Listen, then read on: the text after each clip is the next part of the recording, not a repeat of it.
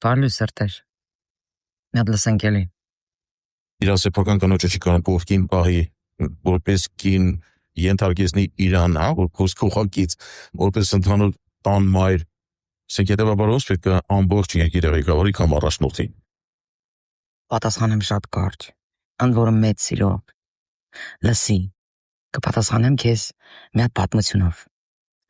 Կենդանական աշխարհից։ Ուրեմն կենդանիները նստած թեթ են անում տղերքով։ Հա։ Ու այդ պահին առյուծը նստած է զանգը գալիս։ Կինը հարցնում է. «Երբ ես տուն գալու»։ Ասում է՝ «Դե կյանքս շուտով կգամ»։ Անցնում է մի 15 րոպե, նորից է զանգում։ Կարոտել եմ արևս, ուր ես։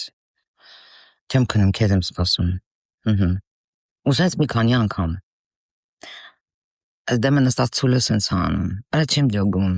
Չես կարում կնգատնեմ 10 գորա վրան ասա տղերքով նստածին կել չզանգես։ Արոսն էլ ասում է, եթե իմ կինն էլ կովլներ, նույն կերպ կվարվեի, չմոռանաս իմ կիննովը։ Հասկացար այ հոգնած։ Այ ընդհանուր մայր։ Օբշակ մայր է, ոնց հասկացա։